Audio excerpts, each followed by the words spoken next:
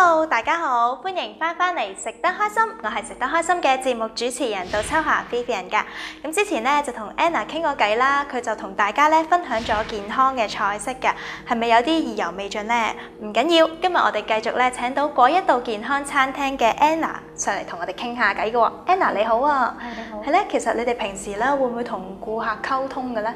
會啊嚇，我好中意同客人傾偈㗎，咁就客人嘅意見咧，我好重視咯咁樣。咁如果多啲同客人溝通咧，變咗我哋可以了解多啲我哋嘅食物方面嘅質素啊，好唔好啊？或者係客人有啲意見俾我哋，佢可以俾多啲意見，我哋可以有一個改進嘅空間咁樣咯嚇。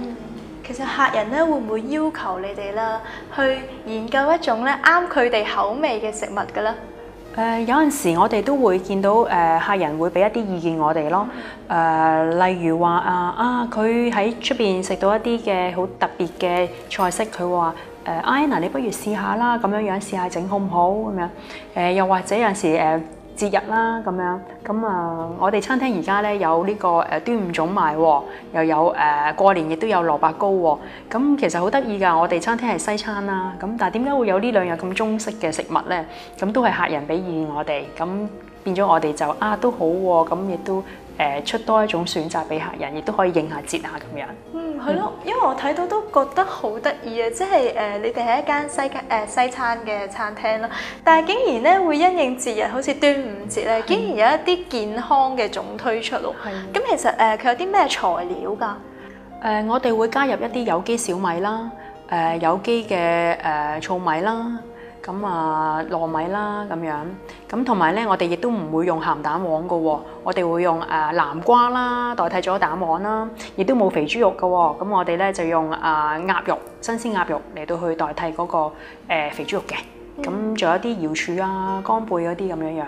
咦，幾得意喎！用南瓜，即係南瓜佢自己咧本身有一種微甜甜地嘅味道，好清新喎。其實因為平時咧食粽咧，你會覺得食少少已經好流，咁係咪其實都好適合追求健康嘅人啦，同埋一啲老人家咧？係啊，咁同埋老人家會啱食啦，唔會有咁多即係油份啦，咁同埋肥豬肉冇啦嚇咁樣，老少咸宜咯。點樣去構思到咧？即係呢幾種材料咧，去放落個粽度係夾嘅咧？我哋都試過好多次嘅食材配搭㗎啦。咁經過我哋不斷咁去嘗試啦，咁就最後咧就決定咗用呢幾種嘅材料配搭。咁加上我哋師傅咧，佢哋包粽好叻啊！咁佢哋包出嚟個效果咧，亦都係唔錯喎。咁所以我哋試過好多次之後，我哋就推出市面啦咁樣。亦都俾客人去嘗試。起初嘅時候，我哋會俾客人試食啦，跟住俾意見我哋，跟住不斷去改良。咁最後嚟講就做咗一個即係好好味嘅粽咯。而家製作咧呢一個咁好味又健康嘅粽啦，有冇啲咩地方咧係令你覺得特別困難嘅咧？困難方面，主要係譬如話控制嗰個時間啦，即係嗰個即係包粽嗰個難度又唔係太高，因為我哋有師傅識做。咁主要係喺我哋嘅餐廳入邊，我哋要供應即係我哋餐廳食肆嘅食客啦，仲要再做埋個粽咧。其實喺嗰方面嘅配合都比較上係好緊張下咯嚇。咁所以喺呢方面，我哋有時師傅會好早返工咯，因為我哋就日粽我哋唔會做定㗎，我哋全部都係有 order， 即係有單我哋先做，確保咧係真係貨客人嘅。譬如有啲客人佢話我唔想要呢樣，我想要轉一啲素食嘅，我唔想要肉，咁我哋都可以配合到俾客人有素食嘅粽嘅。咁變咗呢方面，我哋就係全部都係有 order，我哋先去做咯。咁所以有陣時因為師傅要面對我哋嘅堂食嘅客人啦，又要再做埋一啲粽嘅時候咧，咁佢哋會有啲需要提早返工，或者係需要加班嘅咁樣樣。咁呢方面都係俾我哋一個嘅有一啲嘅安排嘅問題嘅咯。但係呢一個咁健康嘅粽咧，其實只限端午節嘅時候先有得買啊，定係話其實平時都已經可以買嘅咧？其實主要係端午節先有得賣嘅啫，係啊。咁但係都好好咯，即係客人嘅反應都唔錯。咁我哋而家都考慮緊，可唔可以即係話平時都做埋咧咁樣。咁但係就唔會做得太多咯，個數量嚇。同埋咧，我見到其實你哋嘅菜式啊，普遍嘅個名都係比較長喎，點解會咁樣嘅咧？係啊，我中意咧菜式入邊寫比較詳細啲啦。咁因為好多時候有客人咧，佢哋第一次接觸健康餐嘅時候咧，佢哋唔認識或者係唔知道啊，究竟其實健康餐係食啲乜嘢嘅咧咁樣。咁我會喺個餐牌上邊咧，將個菜式個名咧寫得比較詳細啲。咁變咗客人一睇落去知道，哦，原來係有啲咩材料嘅咁樣。係咯，都非常清楚，因為咧我睇到你有好幾個嘅菜式啦，例如呢一個金薯薑汁煎雞扒配有機嘅紅糙米飯喎。哇，其實已經略已經知道大約有咩材料，但係你可唔可以再講解一下俾我哋知得更加清楚咧？主要係有一啲金薯啦，有少少嘅番薯啦，再加一啲薯仔啦，咁就加埋一少少薑汁咧，就係煮咗個sauce 嘅。咁而雞肉亦都係啦，去皮去脂肪啦，跟住用橄欖油去煎啦，咁配合翻嗰個嘅有機紅糙米啦。咁而有機紅糙米入邊咧，其實係包含咗有紅米啦、有機紅米啦、有機糙米啦、有機黑米啦，同埋白米4種米加埋一齊嘅。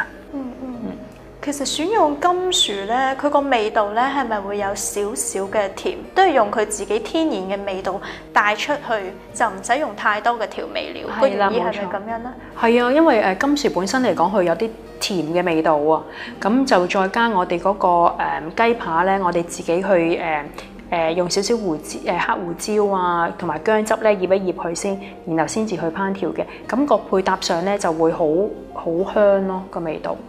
同埋有少少嘅帶甜味，咁亦都唔需要再加糖咯。咁其實有機紅糙米咧，佢嗰個製作嗰個方法咧，點樣令到佢冇咁硬身？因為可能有陣時有啲人未必可能接受到啲咁硬身嘅米，可能會唔會因應佢哋嘅要求咧，會比較整腍身少少咁樣咧？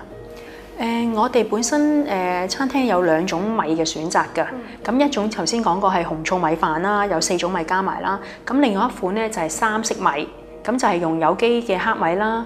有機糙米啦，同埋白米加埋一齊，咁就少咗一種紅米嘅，咁就方便有啲客人佢唔想食得太鹹，咁我哋少咗一種嘅紅米咧，咁相對嚟講就比較上係腍身少少啦。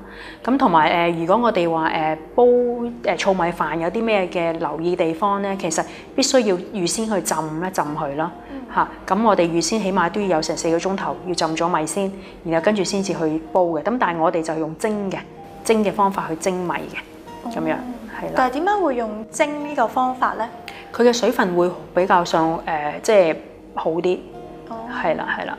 咁其實製作呢一個菜式啦，你會覺得咧有啲咩特別困難嘅地方？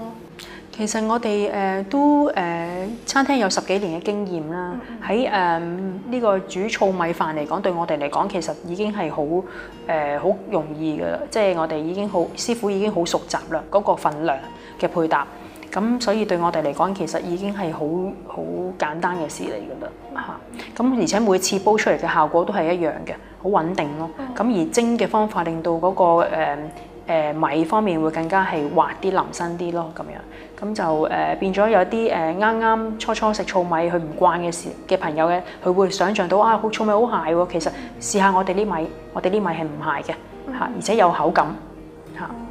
我要一路 hold 住咧 ，keep 住呢個水準咧，真係唔容易啊！即係要有翻咁多年嘅經驗先得嘅喎。係啊。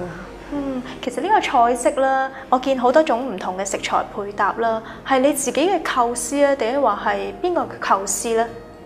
我哋有好多好好嘅師傅啦，佢哋真係好好幫手。咁佢哋會睇好多嘅一啲嘅外國嘅一啲烹飪書籍啦，去作為一個參考啦。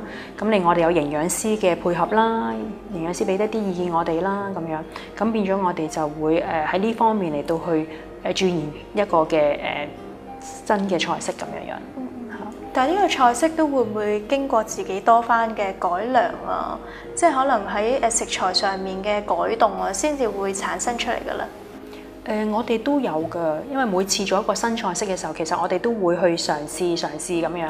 咁我哋有譬如我哋有餐廳有幾間分店啦，咁我哋都會每一間分店嘅師傅咧，都會係一齊去做一個菜式，然後跟住就會再俾其他師傅去嘗試，然後跟住就或者再俾意見，咁然後從而去改良嘅。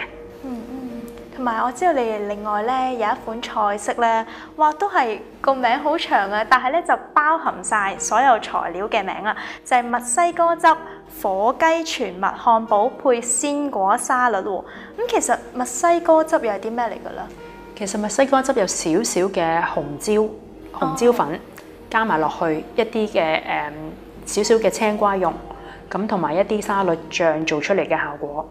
咁樣，咁就味道係略為有輕微嘅辣辣地嘅，係啦，咁同埋有啲紅椒嘅味道嘅，咁就好少嘅啫。我哋搽咗喺個蜜嘅漢堡包上邊，咁同埋漢堡包其實好多朋友而家即係都漢堡包好流行喎，咁但係我哋嘅漢堡包係用蜜做嘅漢堡包，咁就又係個健康嘅元素啦，咁樣，咁再加啲生果嘅沙律，咁而個生果係全部都係用新鮮生果嘅。咁喺製作嗰方面咧，其實邊個步驟會比較繁複啲啊？繁複啲就主要係要喺個控制嗰個沙律嗰個嘅時間啦。因為如果你做得太耐咧，佢會出水啊啲沙律。咁所以我哋必須喺開 lunch 開飯市嘅之前嗰段時間咧去做沙律嘅。咁確保佢嗰段逗留嘅時間係短嘅。咁所以就個時間配合要好趕啦，同埋加上我哋每一日個晏晝個午餐咧，我哋都應付嘅客人咧，咁我哋就唔會話所有嘅包都即刻焗定晒，我哋又唔會。咁我哋到時譬如都係一個流水作業式，有一單嚟到即刻就排單去焗包，咁變咗嚟講呢度係非常之緊即追嗰個時間好重要咯，個配合。原來係咁樣嘅，係啦，哇，好緊張啊！咁我哋轉頭再繼續傾過啊。好啦，轉頭翻嚟見啦。咁啊，我哋就用一個係做三文治嘅方式，即係佢原本嚟嘅咁大隻就係咁大隻啦。就咁新鮮去炒佢咁樣啦。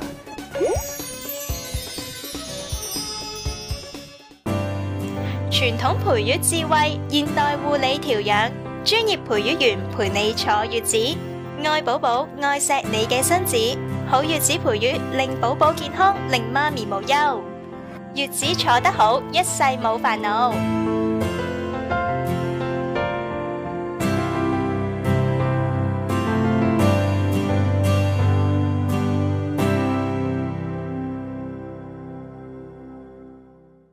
無論搬屋、搬廠、搬寫字樓或者家私全倉，大大一定幫到你。歡迎致電24小時服務熱線24110039 24110039查詢。美豔重新綻放，為人盡顯光芒。發放扮靚資訊，分享美容心得，由男女容顏護理到衣着打扮，都一一為你搜羅。你嘅專業美麗顧問，扮靚事務所。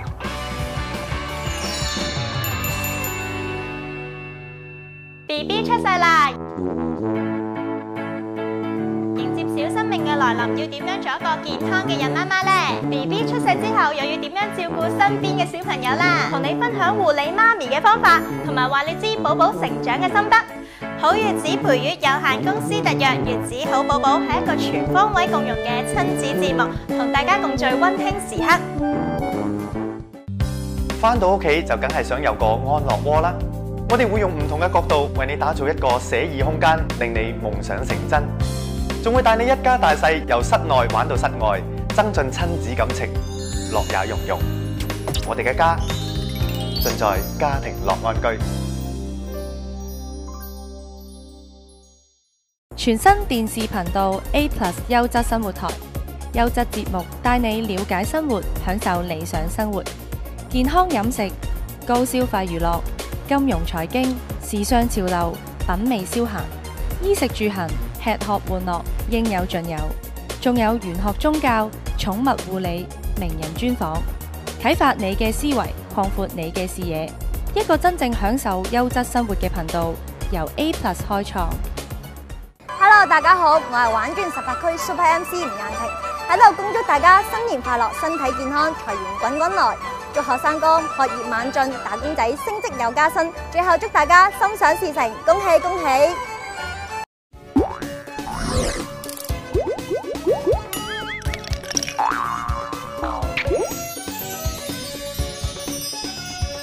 咁經過我哋不斷咁去嘗試啦，咁就最後咧就決定咗用呢幾種嘅材料配搭，咁亦都唔需要再加糖咯。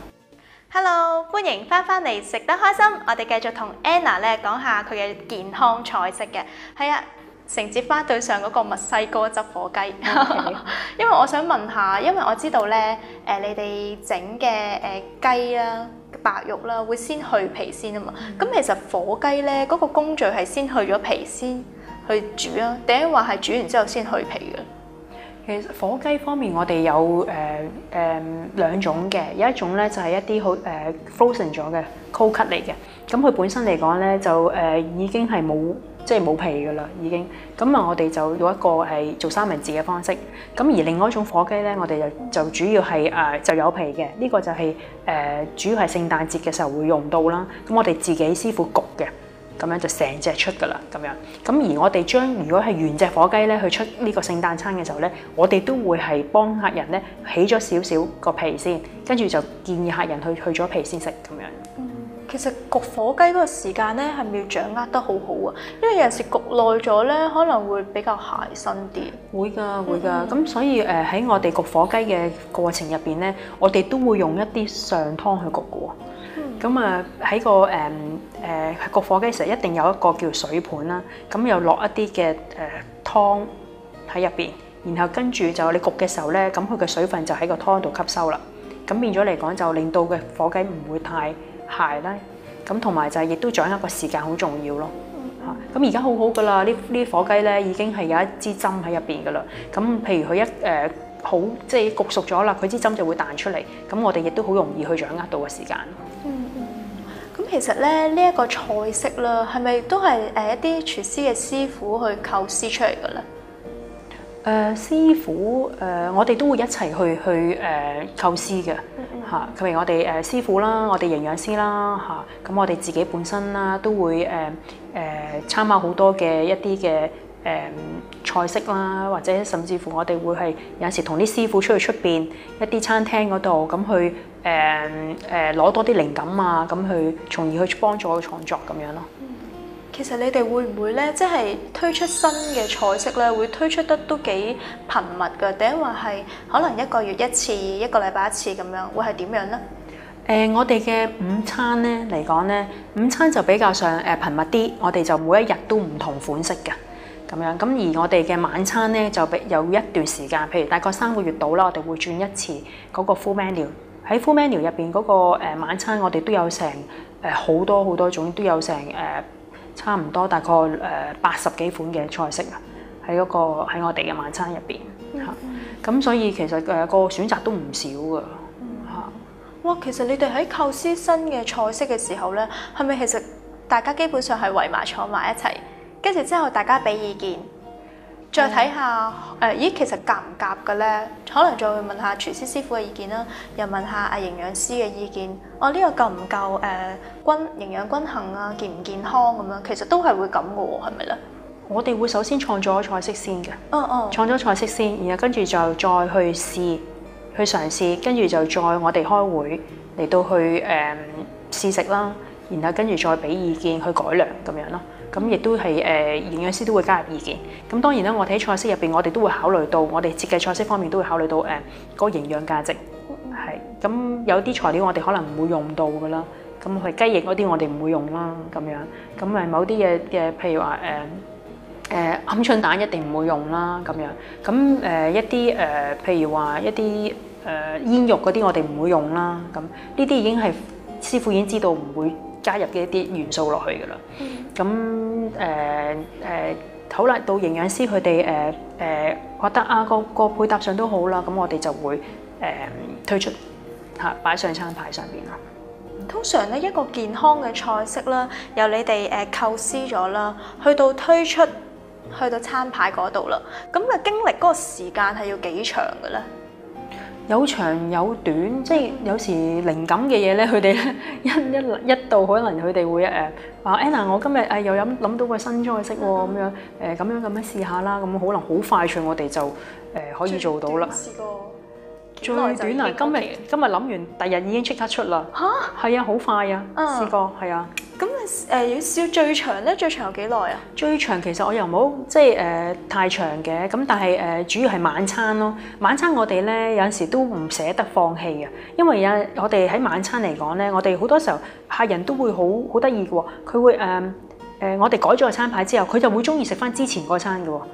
哦，係啦，咁好得意嘅，咁所以有時我哋都唔係好捨得去放棄某啲餐，所以寧願加上去咁樣。咁但係加上去對於師傅嚟講，亦都有個材料準備嘅困難。我哋因為需要keep 住啲貨新鮮啦，所以我哋唔希望留得太多嘅貨喺入邊啦。咁所以我哋就某啲都會放棄咯。譬如我哋會睇下原來呢個菜式都統計過，原來唔係太多人喜歡喎，或者太少人去嘗試嘅時候，我哋都可能會取消咗佢，再加入啲新嘅菜式上去，填補翻嗰個。OK， 明白晒。另外咧，我仲見到一款咧健康嘅菜式咧，係龍蝦汁啊！因為我好中意食龍蝦，所以我已經即刻叮龍蝦汁花虎蝦蜆肉炒意大利麵喎。哇，其實聽到咧都好豐富，其實都係海鮮類喎。有咩材料咧？好似個餐牌，即係嗰個餐名咁寫啦。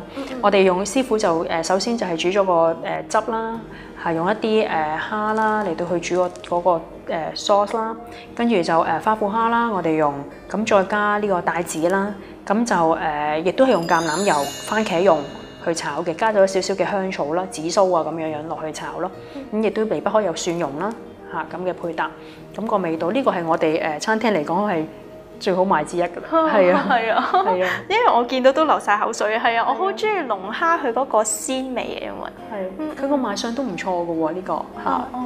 但係點解咧喺選擇嗰個蝦嗰方面咧，一定要用花虎蝦咧？其實佢都係蝦嘅一種嚟嘅，咁佢個肉質方面咧就比較上爽身啲啦，同埋我哋冇話去醃蝦嘅，或者冇話令到佢即係佢原本嚟嘅咁大隻就係咁大隻啦，咁樣。咁我哋就咁新鮮，即係去咗個殼之後就咁去炒佢咁樣嘅做法。咁樣同埋個肉質爽身冇咁腍咯嚇，同埋個蝦味幾濃咯呢個。咁蜆肉咧，蜆肉又會唔會可能要特別揀選某一個地方啊，去到某一個 size 咁先至適合去做呢一個菜式咧？唔會太大隻咯，係比較上細少少去，同埋一定要冇沙咯。我哋要揀選嘅時候，咁冇沙同埋佢如果太大隻佢會好韌啊。咁我哋喺選擇材料方面都有即係留意到呢方面嘅要。咁其實煮海鮮啦，同埋煮肉類咧係唔同噶嘛，之間有乜分別咧？時間方面啦嚇，咁快啲啦，佢嗰個海鮮嗰個嘅需要個時間會快啲啦嚇，咁同埋就係我哋儲存方面啦，海鮮必須要係盡快一到咗貨，我哋就好快要推出啦嚇，就唔可以儲存即係個時間要即係唔可以太耐啦，咁樣係啦。咁其實喺構思呢個菜式啦，到推出去餐牌度啦，係咪又要經過好多次嘅改良啊？定係話其實都唔係嘅，好快就已經可以推出啦咁樣咧？我哋信心咯，即係有時我哋會睇一個餐，譬如師傅設計咗個餐出嚟咧，就其實我哋都好有信心知道因為客人嘅口味啊，我哋都其實都好掌握到，咁變咗我哋會好有信心話呢個餐其實都推出市面，其實都唔錯。好似我哋有一款餐叫做有德國嘅有機芥末汁，跟住炒意大利麵嘅，咁呢個口味好新鮮好特別，咁我哋覺得呢個味道會有客人會欣賞喎。咁我哋就好快脆，第日就即刻推出去我哋嘅晏晝嗰個午餐嗰度啦。同埋咧，頭先都聽你講過啦，其實你一路都係貫徹住健康菜式嘅理念啦。咁喺選用調味料方面咧，都盡量選用一啲即係可能例如蒜啦，可能葱啊各樣啦，去增加佢嗰個味道，即係用翻天然嘅食品。咁但係有陣時少不免咧，可能都會用到一少少嘅鹽。但係你哋係咪會揀選一啲特別嘅鹽咧？會啊，我哋用一啲係美國嘅海鹽啦，礦物海鹽啦。咁糖我哋用黑鉛糖咯，嚇個調味方面我哋唔用砂糖嘅。你喺餐廳會揾唔到我哋有一粒砂糖嘅。但係點解要咁樣呢？都係健康啦，主要因為砂糖本身佢精製過啦，嚇咁唔係健康嘅食物嚟啦。咁而黑鉛糖係天然啦，咁樣變咗嚟講，我哋所以選擇用黑鉛糖。佢係原糖嚟嘅，佢冇精製過，亦都冇添加任何嘅化學嘅成分喺入邊嘅。嚇咁鹽方面咧，我哋而家選擇呢隻美國嘅礦物海鹽咧，佢係有好多種嘅唔同嘅礦物質嘅，有成50種礦物質。咁變咗就其實又係一個嘅，因為鹽必須噶嘛，身體都需要有鹽噶嘛。咁所以我哋揀選嘅鹽入邊都比較上謹慎啲，就唔會用白鹽噶。咁我哋用一個礦物海鹽嚟講咧，就係佢鹹得嚟咧，佢係帶甘味嘅。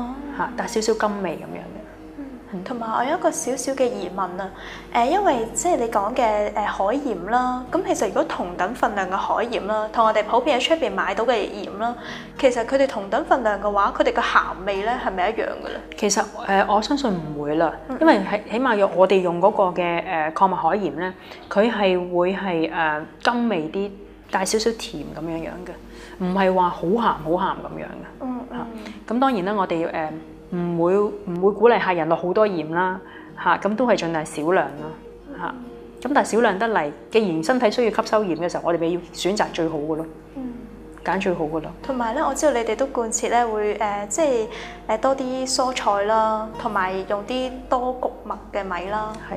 咁水嗰方面咧，會唔會都有特別會揀選一啲優質啲嘅水啊？水我哋一定需要有一個好嘅系統啦。咁我哋係餐廳已經好多年前已經係用呢個一套一個系統咧，一個濾水嘅系統，將餐廳由全部嘅水都過濾咗。即係話我哋嘅喺餐廳入邊，你無論係享用一碗湯嚇、一杯飲品，或甚至乎一碟即係普通嘅 sauce 嘅醬汁，都係已經全部過濾晒嘅好靚嘅水嚟㗎啦。明白晒。話咁快咧，今集節目時間差唔多啦，非常多謝 Anna 咧上嚟同我哋傾偈啦，分享咗咁多健康嘅菜式嘅。如果大家有疑問嘅話咧，可以瀏覽以下呢一個網址嘅。今集時間差唔多啦，我哋下集再見啦，拜拜。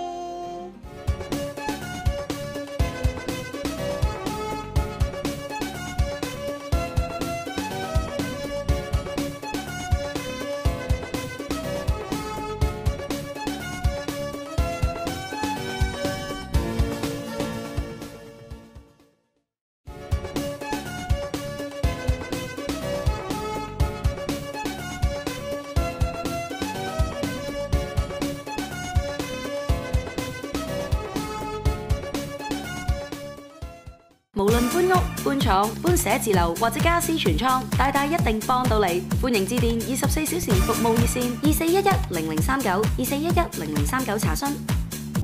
室內設計源於生活藝術，方便你日常所需，優化你家居環境，表達你對生活嘅品味。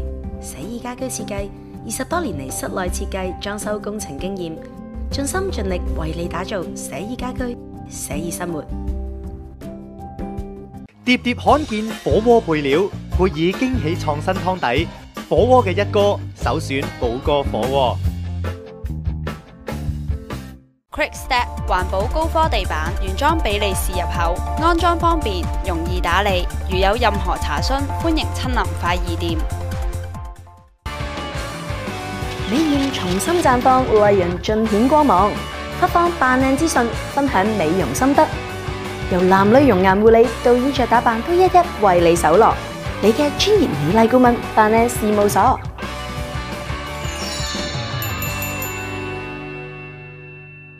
我係反應18區 CBMP 李秀錦，喺呢度恭祝咁多位新年快樂！